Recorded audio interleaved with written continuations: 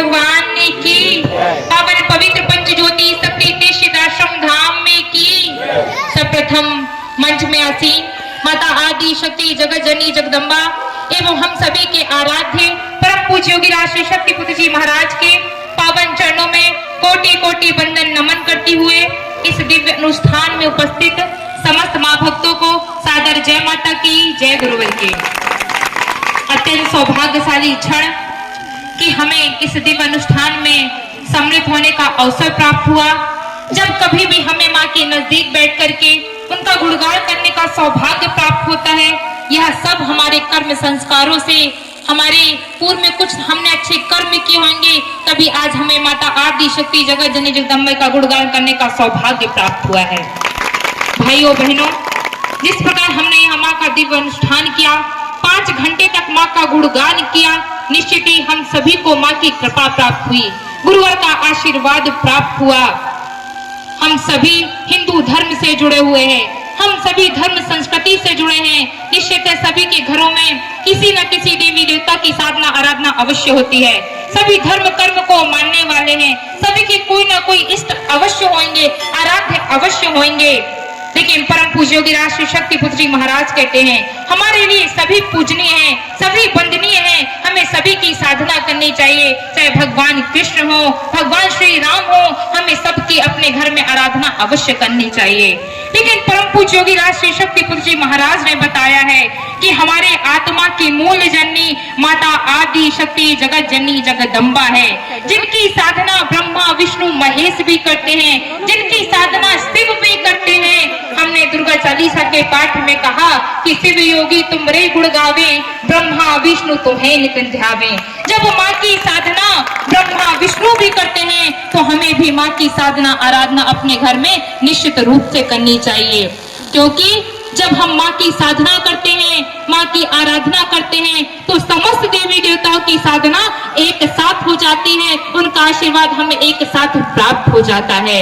आप लोग अपने घर में माँ की साधना अवश्य करें। जिस प्रकार हमने यहाँ पे दुर्गा चालीसा का पाठ किया 5 घंटे तक, ऐसे ही अपने घर में एक दुर्गा चालीसा का पाठ नित्य माँ को सुनाया करें। यह दुर्गा चालीसा का पाठ करने में मात्र 5 से 7 मिनट का समय लगता है।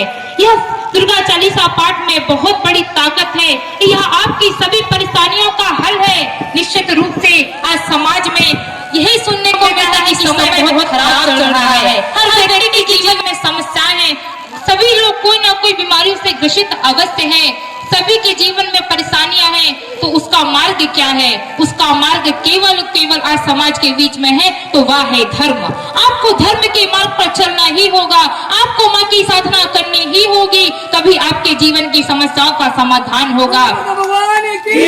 साधना आराधना का तात्पर्य यह नहीं कि आप पूजा पंडित से अपने घर में साधना करवा लें, आप एक छोटी सी कथा सुन लें, एक भागवत पुराण सुन लें, उससे आपका कल्याण नहीं होगा।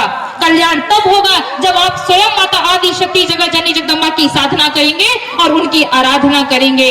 और यही मार्ग परम पूज्य योगी राष्ट्रीय शक्ति पुत्र जी महाराज ने प्रदान किया है समाज को कि आप लोग अपने कल्याण के लिए, अपने बच्चों के कल्याण के लिए अपने घर में साधना आराधना अवश्य करें। उन्हें भी साधना आराधना से जोड़ें, उन्हें भी बताएं कि हमारे देवी देवता ये हैं, हम इनकी साधना ऐसे करनी चाहिए, हमें माँ के जयकारे ऐसे लगाने चाहिए, तभी आपके बच्चे सत्य मार्ग पर पड़ेंगे और हम धर्म के मार्ग पर चलेंगे।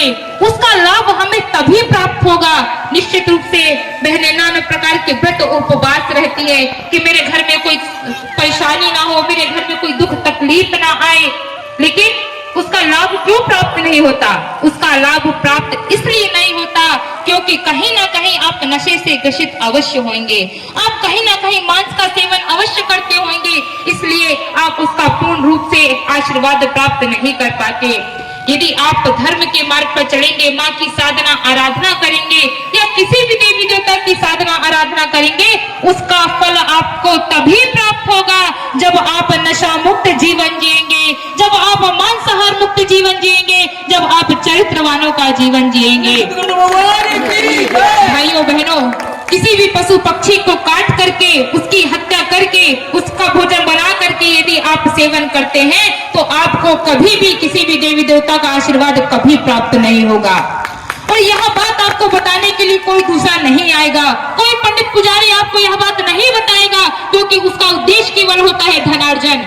उसे इससे मतलब नहीं कि आप क्या कर रहे हैं। आपने पूजा पाठ करवा लिया, उन्हें 100-500 की दक्षिणा दे दी, उनका काम हो गया, वो चले गए। उन्हें इससे मतलब नहीं कि जिसके घर में मैंने पूजा पाठ किया है उसके घर में सुख शांति हो। लेकिन यह बात परम पूज्य योगी राज श्री शक्ति पुत्र जी महाराज ने बताई कि आपको नशा मुक्त जीवन जीना होगा। किसी भी प्रकार का नशा ना करें, कभी भी मांस का सेवन कभी ना करें और चरित्रवानों का जीवन जिए। जब आप यह 3 संकल्प अपने जीवन में धारण कर लेते हैं और आज आप माँ के चरणों में दिव्य अनुष्ठान में सम्मिलित हुए हैं, इससे बड़ा सौभाग्य और दूसरा नहीं होगा। आज तक आप नशा करते रहे होंगे, मांस का सेवन करते रहे होंगे, लेकिन आज माँ के चरणों में समर्पित करिए कि हे माँ, आज से मेरे से जो गलतियां हो गई तो हो गई, लेकिन आज से मैं कोई भी नशा नहीं करूंगा, मैं मांस का सेवन नहीं करूंगा, मैं चरित्रवानों का जीवन जीऊंगा। और ऐसे ही माँ एक दुर्गा चालीसा का पाठ नित्य आपको सुनाऊंगा, फिर देखना आपके घरों में परिवर्तन होने लग जाएगा। आपके बच्चे संस्कारवान बनने चले जाएंगे। आज हर माँ बहनें अपने बच्चों से परेशान है, अपने पति से परेशान है, क्योंकि वह शराब पी करके आता है। इसके लिए क्या करे, कौन सा उपाय है? उसके लिए परम पूज्य योगी राज श्री शक्ति पुत्र जी महाराज ने कहा है कि हमें माँ की साधना ही करनी होगी, और जो नशा को नहीं त्यागता उसे आप पंच ज्योति शक्ति तीर्थाश्रम धाम ले जाएं।